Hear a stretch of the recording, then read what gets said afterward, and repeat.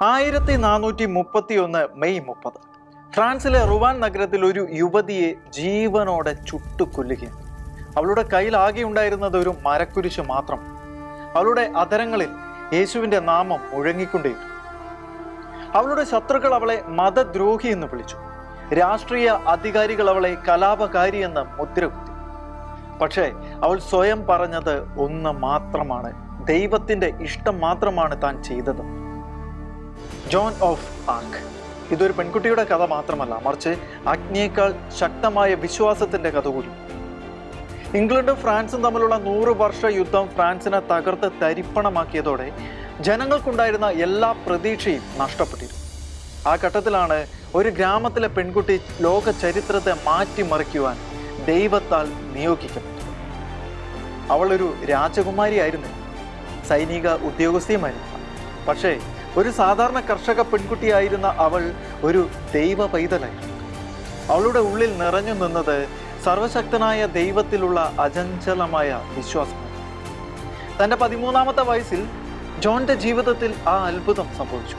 അവളുടെ വീട്ടുപറമ്പിൽ വെച്ച് അവൾക്ക് ചില സ്വർഗീയ ദർശനങ്ങളുണ്ട്. വിശുദ്ധ മിഖായേൽ മാലാഖ, വിശുദ്ധ കാതറിൻ, വിശുദ്ധ മാർഗരറ്റ് എന്നിവർ അവൾക്ക് പ്രത്യക്ഷപ്പെട്ടുകൊണ്ട് അവളോട് പറഞ്ഞു: ജോൺ, നീ ദൈവത്താൽ തിരഞ്ഞെടുക്കപ്പെട്ടവൾ. ഫ്രാൻസിനെ ഇംഗ്ലീഷ് ആധിപത്യത്തിൽ നിന്നും മോചിപ്പിക്കുവാൻ നീ മുന്നോട്ടിറങ്ങി. അതൊരു യഥാർത്ഥ ദൈവ നിയോഗമായിരുന്നതുകൊണ്ട് അവൾ ശങ്ക കൂടാതെ അത് രാജാവിന്റെ മുൻപിൽ തന്നെ ബോധിപ്പിച്ചു. അവിശ്വസനീയമെന്ന് രാജാവിന് തോന്നിയെങ്കിലും അവളുടെ ആത്മവിശ്വാസം രാജാവിനെ പോലും അത്ഭുതപ്പെട്ടു. രാജാവ് അവൾക്ക് ആ നിയോഗം അനുവദിച്ചു നൽകി.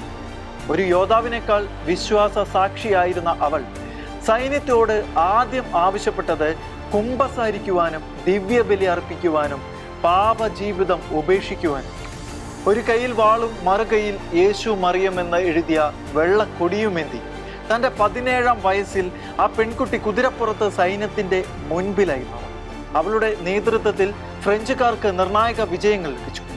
ഇത് ഇംഗ്ലീഷ് ഭരണകൂടത്തിന് വലിയ തിരിച്ചടി. എന്നാൽ യുദ്ധത്തിന്റെ ഇടയിലായി ഫ്രാൻസിലെ ചില ദ്രോഹികൾ അവളെ പിടികൂടി ഇംഗ്ലീഷുകാർക്ക് വിൽക്കുകയുണ്ട്. ഇംഗ്ലീഷുകാർക്ക് ജോനിനെ ഒരു സാധാരണ യുദ്ധ തടവുകാരിയായി വിധിക്കുവാൻ നിയമപരമായ ബുദ്ധിമുട്ടുകൾ ഉണ്ടായിരുന്നു. അതിനാൽ അവളെ മതദ്രോഹി എന്ന് മുദ്ര കൂത്താനായിരുന്നു അവർ ആദ്യം ശ്രമിച്ചത്. വിചാരണയ്ക്ക് നേതൃത്വം നൽകിയത് പിയറെ കൗച്ചോണായിരുന്നു. അദ്ദേഹം ഒരു കത്തോലിക്ക ബിഷപ്പായിരുന്നു, എന്നാൽ ഇംഗ്ലീഷ് പക്ഷത്തോട് അടുത്ത ബന്ധവും പുലർത്തിയിരുന്നു. അദ്ദേഹത്തിന്റെ അധ്യക്ഷതയിൽ സഭാ കോടതി ജോനിനെതിരെ വിചാരണ നടത്തി. അവളെ ചോദ്യം ചെയ്യാൻ മുൻപിൽ നിന്നത് അവിടുത്തെ പുരോഹിതന്മാരുമാണ്. അവൾക്കെതിരെ ചുമത്തിയ അന്യായങ്ങൾക്ക് മുൻപിൽ ഇരുണ്ട കോടതി മുറിക്കുള്ളിൽ അവൾ ഏകാകിയായി. നിയമപുസ്തകത്തിലെ വരികൾ ഉദ്ധരിച്ചുകൊണ്ട് അവളോട് ഒന്നിനു പുറകെ ഒന്നായി 100 കണക്കിന് ചോദ്യങ്ങളാണ് ചോദിച്ചത്. എല്ലാ ചോദ്യങ്ങൾക്കും അവൾ ആശങ്കയില്ലാതെ മറുപടി പറഞ്ഞു. അവളുടെ ഓരോ മറുപടിയും ഇന്നും നിയമ ചരിത്രത്തിലെ ഏറ്റവും ധീരമായ സാക്ഷ്യങ്ങളായാണ് നിലകൊള്ളുന്നത്. ദൈവം എന്നെ അയച്ചിട്ടില്ല എങ്കിൽ അവിടുന്ന് എന്നെ അയക്കട്ടെ, അയച്ചിട്ടുണ്ടെങ്കിൽ അവിടുത്തെ ഹിതത്തിൽ ഞാൻ ഉറച്ചു നിൽക്കും. ദൃഢസ്വരത്തിൽ അവൾ പറഞ്ഞതെങ്ങനെയാണ്? തന്നെ കാത്തിരിക്കുന്ന ശിക്ഷാവിധിയിൽ നിന്നും രക്ഷപ്പെടാൻ അവൾക്ക് ഒരു അവസരമുണ്ടായിരുന്നു. പക്ഷെ അവൾക്കതിന് സ്വന്തം വിശ്വാസ ബോധ്യങ്ങളെ തന്നെ നിഷേധിക്കണമായിരുന്നു. എന്നാൽ അവൾ തിരഞ്ഞെടുത്തത് ക്രിസ്തുവിനോടുള്ള വിശ്വാസമായിരുന്നു, അഥവാ മരണമാണ്. ജീവനോടെ അഗ്നിയിലേക്ക് അവൾ എടുത്തെറിയപ്പെട്ടു. തീജ്വാലകൾ അവളെ വിഴുങ്ങുമ്പോഴും അവൾ നിലവിളിച്ചത് ഇപ്രകാരമായിരുന്നു: യേശുവേ. അവളുടെ കയ്യിലുണ്ടായിരുന്ന ചെറിയൊരു മരക്കുരിശിൽ നോക്കി അവൾ പ്രാർത്ഥിച്ചുകൊണ്ടേയിരുന്നു. ഒടുവിൽ ആ അഗ്നിനാളങ്ങൾക്കിടയിൽ ഫ്രാൻസിന്റെ ആ വീരപുത്രി ജീവനറ്റു. പിന്നീട് 4 നൂറ്റാണ്ടുകൾക്ക് ശേഷമാണ് ആ ചാരക്കൂനയിൽ നിന്നും ജോൺ പുനർജനിക്കുന്നത്. 1456-ൽ ജോണിന്റെ അമ്മയും കുടുംബവും നീതി തേടി സഭയെ സമീപിച്ചു.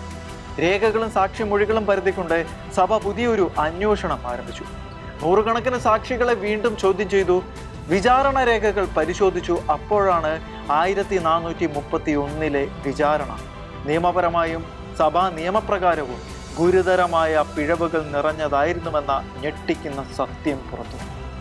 1456 ജൂലൈ 7-ന് സംഭവിച്ച തെറ്റുകൾ തിരുത്തി ജോൺ ഓഫ് ആർക്കിനെതിരായ വിചാരണ അസാധുവാണ് എന്നും അവൾ നിരപരാധിയാണ് എന്നും ഉറപ്പിച്ചുകൊണ്ട് സഭ അന്തിമ വിധി പ്രഖ്യാപിച്ചു. ജോൺ ഓഫ് ആർക്കിന്റെ മരണത്തിന്റെ പിന്നിൽ യഥാർത്ഥത്തിൽ കത്തോലിക്ക സഭ ആയിരുന്നു. മറിച്ച് സഭയുടെ പേരിൽ ഇംഗ്ലണ്ടിനെ പക്ഷം ചേർന്ന് പ്രവർത്തിച്ച ഒരു പ്രാദേശിക സഭാ കോടതി രാഷ്ട്രീയ സമ്മർദ്ദത്തിന്റെ കീഴിൽ അവർ അവളെ കുറ്റക്കാരിയാക്കുകയും 1920 അവളെ വിശുദ്ധ ജോൺ ഓഫ് ആർക്ക് എന്ന സഭ പ്രഖ്യാപിക്കുകയുണ്ടായി. ഒരിക്കൽ മതദ്രോഹി എന്ന് വിധിക്കപ്പെട്ടവൾ ഇപ്പോൾ വിശുദ്ധരുടെ ഗണത്തിൽ. സത്യം ചിലപ്പോൾ നമ്മെ ഒറ്റപ്പെടുത്തും. ദൈവത്തോടുള്ള വിശ്വസ്തതയ്ക്ക് ചിലപ്പോൾ വലിയ വിലയും നൽകേണ്ടി വരും. എന്നാൽ മനുഷ്യരുടെ വിധി അവസാനമാക്കൽ. അവസാന വിധി ദൈവത്തിൻ്റെ.